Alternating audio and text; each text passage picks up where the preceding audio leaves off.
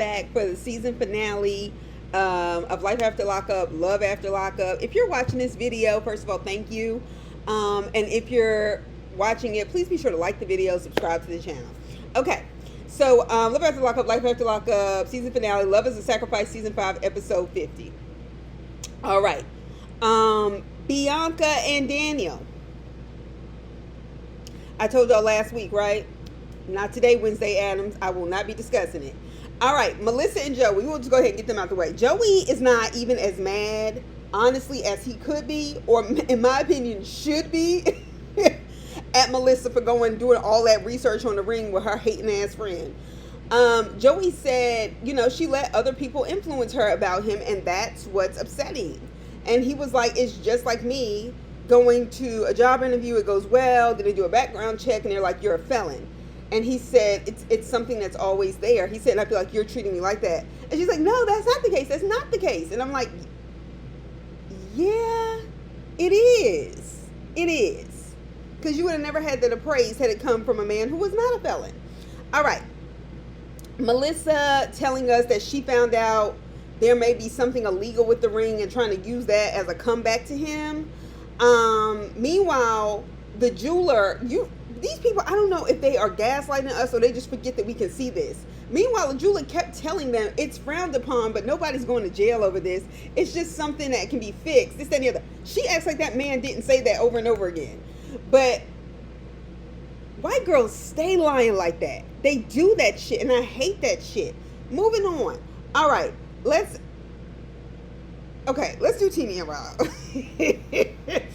All right, so we pick back up with his mama flipping out, and then she goes in one of their guest rooms, I guess to continue to flip out. So, Teeny, I got an issue with you, but I'm going to give it in a second. Teeny, I'm looking at you crazy. Yes, Rob, Teeny did hit your mother first. Your mama jumped up, and maybe psychologically, because of how y'all grew up, you are used to your mother being the center of that. Also, they did drag you all around that table and patio trying to break them up. So there's a very good chance, darling, that you don't remember this.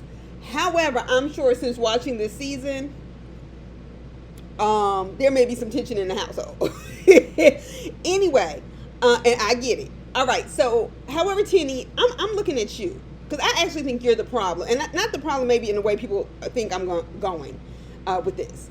You have brought all of this chaos and family dysfunction and discord to your kids. Okay? Based on a man you married in prison and flirted with in the hallway in high school. You know how many people got them yearbook pictures or them pictures from way back then, and this is just like your friend from middle school and y'all in 10th grade and they just grab you like this and y'all take a picture? It's weird. Anyway, So you're fucking them up unnecessarily. That's my opinion. All right? The way Rob's brother, Rayshawn, stayed calm when his mother was banging on that table and drinks flying and all this other stuff, whether it was water or not, as she was acting crazy and throwing things, I said to myself, they're used to her acting like this. And they're also used to having to restrain their feelings and their emotions for their mother's sake, for her to behave in a certain way. As she behaves like that, it was their job. You can tell, as kids, they weren't really allowed to express themselves. It went into caring for her emotions.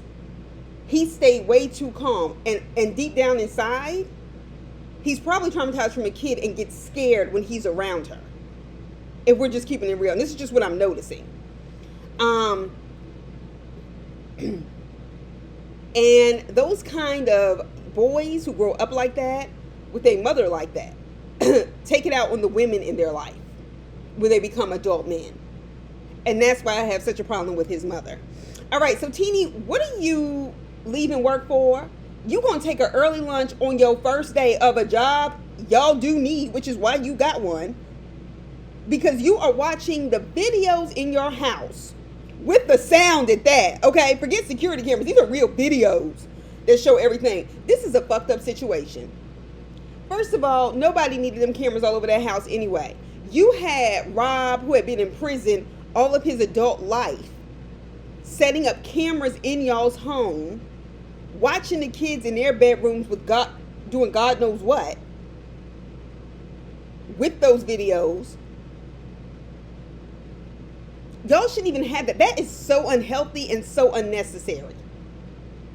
Your kids would have told your business when they got back anyway. All right, when you got back anyway. And it's your first day. How you going acting like this is a job you done had for 5 years? Like, they know me. Like, no. So, why did Rob getting upset like that with his mother and saying, look, Bob, this, that, the other, I know I wouldn't put anybody before you. Did that? It reminded me of when Dwayne started crying in that Thanksgiving episode on A Different World, when Patti LaBelle hadn't been talking to him because he married Whitley. For some reason, that's exactly what that looked like to me. Anyway, she didn't really come and see him in prison, is Teeny's point, and now she wants to be mad that he doesn't come home. There's a point to be made, okay? Teeny was doing that every weekend. Yes, you should go see your son. And then there's also, and people, which is a lot of people, who know anybody who has been incarcerated, is incarcerated. There are people who have a hard time going to see their son, their father, their brother, their cousin, because they don't want to see them like that. Now, do I think that's the case with Rob's mom, Kate? No, because I think she's way too selfish. But I just like to say that because I think that is something that needs to be understood more generally, because people kind of weaponize that here on this show a lot. But nevertheless, all right, Tina, you got a point with that. Now, but while his mother didn't come to visit him in prison, she feels like he doesn't check on her. And you can tell, and this is what I was saying at the beginning with like the little brother and him, she was an emotionally absent parent. I'm sure she was the caretaker, like in the sense that her kids lived with her. She is manipulative. She was ignoring him when he tried to call and fix it multiple times. He wanted to improve that relationship. He wanted to fix it. She gets off on her kids needing her while giving them the bare minimum. Okay? And this is a form of manipulation and low-key abuse. I know they're, grown now. So, Teeny, you are literally living in chaos for no reason. You snatched Rob out your life. You still got a new job as a paralegal. You be able to get and buy a new house in old Yukon, Oklahoma in no time. Okay? Because you took a jailbird's gambling money so you didn't have to work for a couple of years, and then you got a job in the snap. You don't have to live like this. And I don't like that you are living like this. Stay your dumb ass at work. Anyway, Teeny lied when she said she came home to make sure her house was still standing. No, you didn't. You came home to curse him out. And Teeny was mad. You could tell. I mean, she was like mad. So the mama said her sons... The reason why she had her sons, a son is for having somebody to talk to and giving me money. This, that, and the other. And I was thinking to myself, bitch, what kind of mama talks like that? One who has kids for attention. One who has kids without thinking about what it will require to raise them properly. And a selfish person who had kids to fill a void emotionally. And then expected kids who are not taught emotional healthiness to give you what you don't have. And I don't like it. There's a whole lot of foolishness to go around. All right. So now Teeny is lying about how he didn't take up for her. I was like, yes, he did. That's why she was smacking the table and throwing water. For you to say he didn't take up for you, that's actually some bullshit. He sat there and became a 10-year-old kid again, scared of his mama. Teeny, baby girl, you did put your hands on him first. And then for you to sit in that confessional and say, nope, next question, I didn't put my hands on her first. I know they had to roll back that tape for you, girl. I know you feel like the fighting started all those times she's been messing with you when she was in that restaurant talking to you any old kind of way and all that other stuff. But baby, hands were thrown, and they were thrown because you started that. Anyway, so she said that woman cannot come back to her house. I don't blame her. I don't blame her. She has a right to say that. And he said, fine, I'll spend my days going to visit my mom. She was like, that's a good idea. And I was like, I can't. Because your response is, I'm going to spend time with my mother to get back at you. See, something like that is not even healthy, right? The fact that that's even something that can be compared and utilized that way. It's not cool. So Teenie and Rob play these games with each other, I think because it's cute to them. I think it turns them on, all right, to be fighting with each other like this. Because they be easing over fights. All right. Did Teenie even say hi to her kids? She ain't going there and say, hello, are y'all okay? Nothing. She arguing with him in the garage. Anyway, that argument is some bullshit. He's talking about how he will work on not doing that again. No, baby. You just not going to do it again, asshole. Teenie, are you still trying to have a baby with this man? You ever talking about if there's a baby shower, his mother won't be invited. There don't need to be no baby between y'all.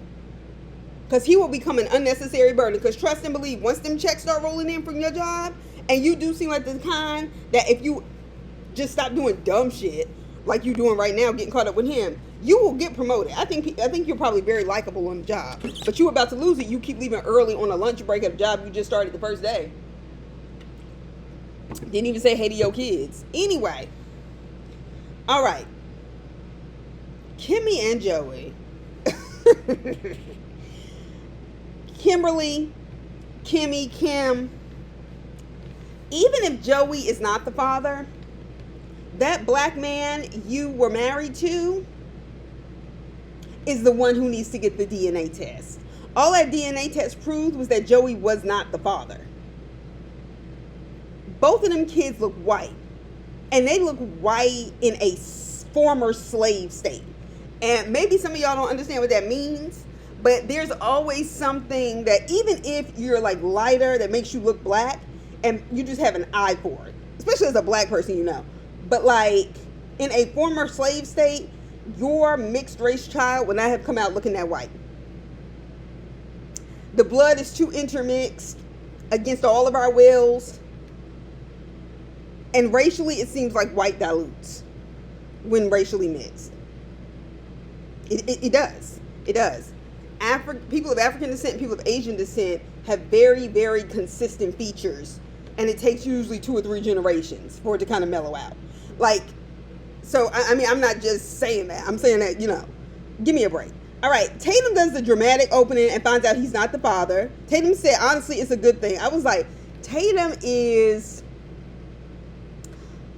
clearly showing that she is still bothered by Joey, and she has every right to be, and by Kimberly being with him. And now she has moved into complete hater mode, waiting for things to blow up in her face. And honestly, Kimberly, I don't know how else you expect her to feel, and you shouldn't even be talking to her about this, just out of respect for her feelings. Anyway, yeah, so what are you afraid of? She was like, well, you know, she said her biggest fear was that she would have to tell Kaysen that his father wasn't his father.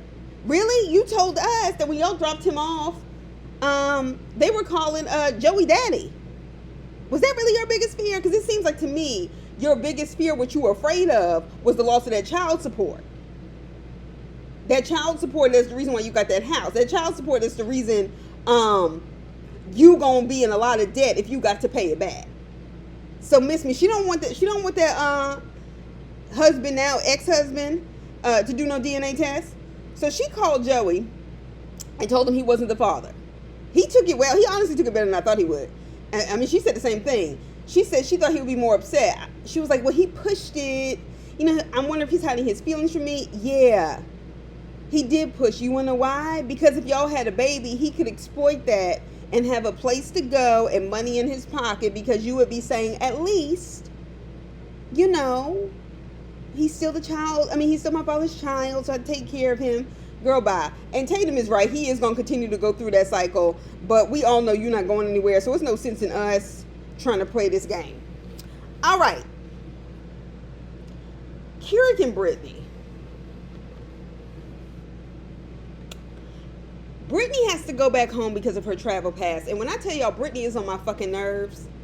And if I've said this once, I've said 1,000 times, and I'm going to say it 1,000 more times. If there's anything in this world I cannot stand, it is abject selfishness and complete and perpetual laziness in any human being. I abhor it. I can't stand it. It makes it, that shit grinds the fuck out of my gears, okay? Anyway, so she has hooked the apartment up. I'm not gonna even say that the apartment looked bad. The apartment looks good. But I need Britney to work and make money to pay off this restitution instead of spending money in designing rooms and shit that could be going to her restitution. These are bad decisions. Y'all had that Mercedes. Freaking sell it, trade it in, save that money. That's an unnecessary expense. You don't need a car like that. You can get one once you start making certain kinds of money. But you trying to live a lifestyle that you cannot afford. Cut it out. All right? And she's talking to her friend on FaceTime. The other friend, isn't her other friend's name Britney? I don't know. But anyway, the best friend that was at the wedding. Her friend says she doesn't want any money. She just wants her to find a job. I said, and circle is on the circle. I have now found the problem.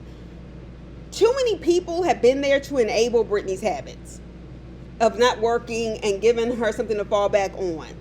Coffee, Keurig's mother, Keurig's family, and all the people she seems to siphon off energy and money from are African Americans. And I got a problem with that. All right, so why do so many, as they were getting into it, because she basically talking about what they gonna do and stuff all loud on FaceTime in front of Keurig, and he had that kind of silent aggravation, which I understand. That's what you're thinking about because you're trying to keep yourself from going off on somebody, but you know they need it. Okay? Now, why do so many best friends have a beef with the boyfriend or the husband? And the other way around? What is that? Like, you can't, like, share somebody's friendship and their romantic partnership. It's just weird to me. Anyway, Keurig, you were going in on her homegirl about how she don't need to be at the club and drinking and all this other stuff and what she needs to be an influence on Britney.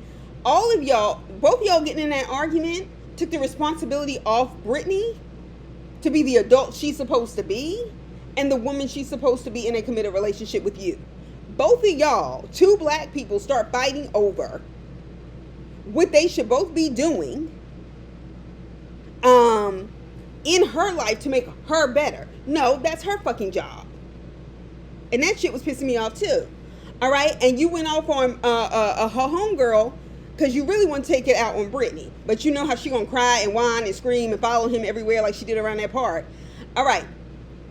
She says she has a tracker on his phone and says it's a security blanket. First of all, the fact that you even calling this a security blanket is already telling that you're way too immature. Period. Because you're okay with admitting that out loud. And that should tell you something. She was like, you know, you cheated on me before. Wasn't he like in prison? And they were like, we had only been dating for like 2 months. Like, girl, miss me. Miss me. And if this happened while he was in jail or whatever, it don't count. All right. I don't believe in all those trackers. I'm going to tell you right now, I don't believe in it. Except for phones on the children under the age of 18. Because there are too many things that can happen. It's dangerous. People get snatched off the street. All these kinds of things. So I believe in it for that. And a mentally ill family member or something like that. Don't nobody need to know where you are constantly. And anybody who needs that, Britney, Kimberly, people that have to do that, might as well add Tina and Rob to that. That's crazy. I don't care how many people do that across the country and the world. It's wild. And it just says you don't trust the person you're with, or you feel like you need to watch them. Even when you're following them on the tracker, it don't stop nobody from doing what they want to do. So, I mean, like, cut it out. Just cut it out. Anyway, so the family comes over to see Britney off because Keurig has a good, solid family. The mama's wig was cute. It was cute. All right, I always forget her name. But she living her best life, and I love that for her. The mama said, look, if they say no to Britney, the whole family is coming back. And Keurig spoke up, because I told you I felt like he was brewing on something. And said, no, I think that would be irresponsible. He said, because I just got out of jail. I have no credit. I don't want to break a lease, and then that messes up my credit. They put too much money in a place and he doesn't want to give it up. I absolutely agree with that. Especially for a relationship that seems to continuously drain on him emotionally and his finances. He has a job, he has a chance to start a new life. And this is her fault. The way she had all in bands, y'all remember when we first got introduced to them during Lockup? She doing this with it. She got her hair. Let me tell you something. Getting your hair done, getting your nails done, all of those things are nice. They make you feel good, but they are, at the end of the day, luxuries. And by that I mean, like, when you getting it professionally done or you getting weaves and stuff like that, yeah, you can do stuff that is nice for yourself. Britney does not need to go and spend money on her nails every week. Britney does not need to go and buy all the permanents and everything else to change her hair every week. Her priorities are wrong. Wrong. All right, so he asked Ocean, his mother's boyfriend or whatever, what he thought, because the mother tries to talk to Britney by herself. And he said he's made a lot of sacrifices for her. And he says it's her fault as to why she wasn't approved to go to Texas. Yes. I just think y'all was dumb as hell to know she hadn't paid her restitution and have already set up a life in Houston, Texas, of all places. Like, I don't know why you would go to a more deep southern draconian state like Texas after being in trouble with the law. I really don't. And it's not even the city of Houston I'm going in on. I'm just saying, like, it's different when you from someplace and you understand it. It's another thing to keep going. Anyway, and it is her fault. And Ocean was like, well, love is about sacrifices. Love is not about sacrifices to the point where there is nothing left for you, because there's nothing left to love. Okay, miss me. She is a child. Britney acts like a child. She's immature. She whines. She can't grow up. All her energy is put on Keurig because she really wants to be a housewife without housewife money. And then your friend acting like, oh, Keurig is so controlling. He's keeping, no, Keurig told you to stay your ass in school. Now, I ain't like the way he was talking to you, but nevertheless, Keurig has not, you drain a lot off of him. They said they don't want to be in a long distance relationship. You don't have to be if you get your ass to work. And stop saying you have to have the perfect job before you'll work. Like, I don't even understand her standards. It's not like she's coming to the table with like a cosmetology license or a college degree or like an associate's degree. I mean, like, you know what I mean? Like, things she could have actually done. Like, miss me. All right. The problematic fave. Here we go. All right. They didn't give us much, but nevertheless, Troy and Zaria.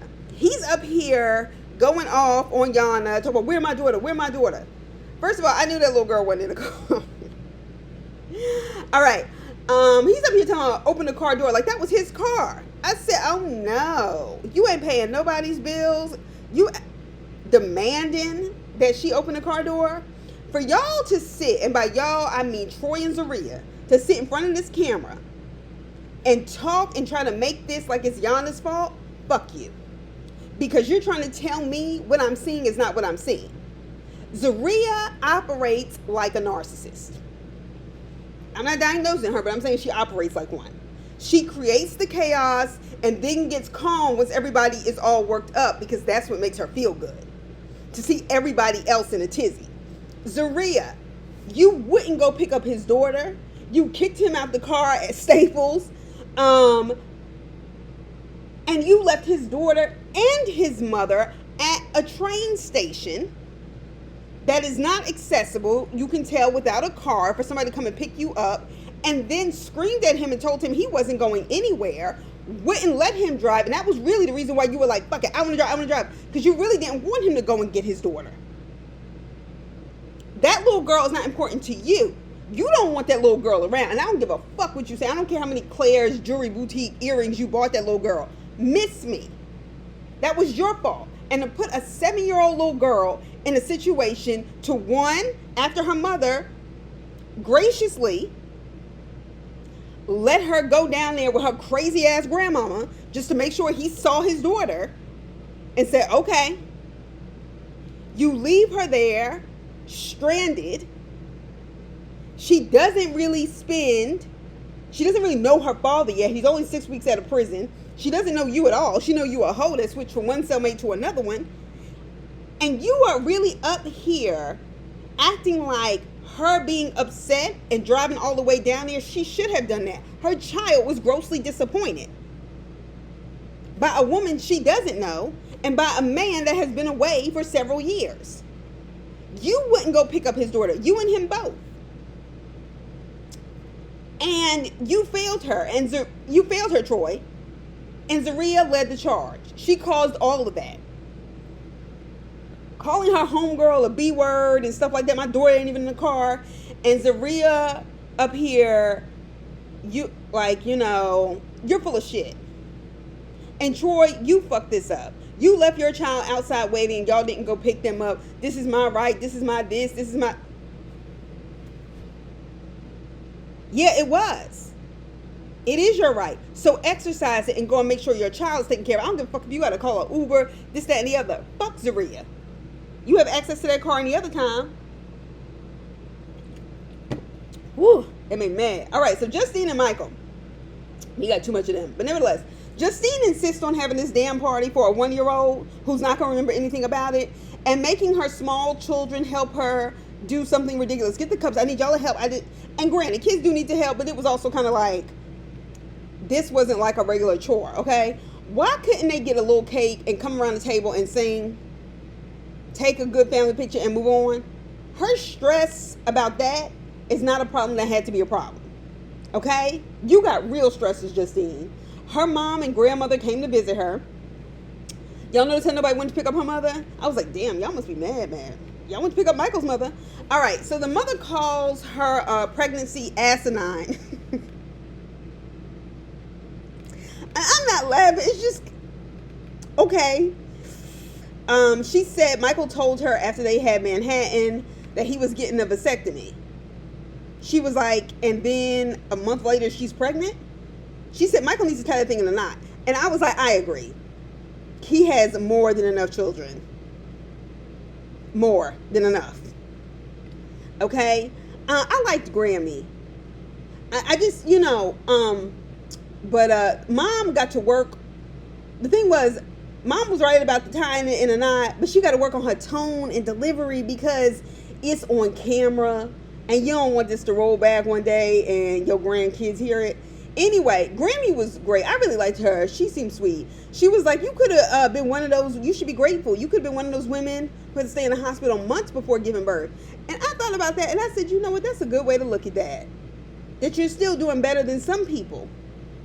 Her mother said her mother asked her, basically what's happening. And she said, well, look, there's a chance that I may not make it. And they asked me about a will. And she said, okay, well, what's going to happen to the kids, though? And so she said, Kylie and Michael are going to take custody. And the mother said, huh? Which was all of our reactions. Not because any of us were insensitive to the fact that she's going, well, maybe some people are, going through this pregnancy. But you are now asking your college-age daughter to make a sacrifice for a decision you made, knowing the medical implications on your body because they told you and because you're a nurse. And her mother is like, I don't want Kylie dropping out of school. And I get that you're hurt, Justine, and that you're pregnant and you're stressed about it and you feel like it's enough of your mom. But for you to sit up here and say, well, Kylie, like, what do you mean you're worried about her going to school? She's not going to be like, oh, my mom called and she's in a lot of trouble. I need to go to science. I was like, yeah. And that's the problem. You know that. But you're still asking her to sacrifice something that is unnecessary. Like, we're talking about her whole education. We're not talking about missing a class. Like, miss me with the bullshit. And I think that Justine is also discounting the fact that her mother only found out about this a matter of days ago. So I'm sure there's a little hurt with also not knowing and then being overwhelmed with all this information. Anyway, they go to the hospital. All the kids are in the car going to the hospital with them. They getting there late, and I was like why? Why is everybody going? And I just thought to myself, that's too much stress on all those kids. They're too young to take it on. But then Michael, when he said, I just want the kids to be here if Justine has to say bye. And I said, oh, that makes sense. I mean, it's sad, but it makes sense. This was tough to watch. I actually felt very overwhelmed by it. They let this scene go on too long. We didn't, because I was already feeling the pain, like physically, as if it was happening to me. I was like, just let us know that she made it out okay. Thank God the baby came out okay. I was so relieved for her. They named him Million, like million, but Million. Okay. And their babies are adorable. Let me tell you something. They do make pretty babies. Okay. So then we get to the end. Kimmy finally got a divorce. Good. He finished rehab and moved back in. She let a man who's been on a cycle of drugs since he was a teenager move back in with her very young children. Where is CPS? Anyway, so Melissa and Louis are basically planning a destination wedding, and he's trying to become a realtor so they can afford it. I said, she is a whole pain in the ass. Why do y'all need a destination wedding? And it's like her third or fourth marriage. Cut it out.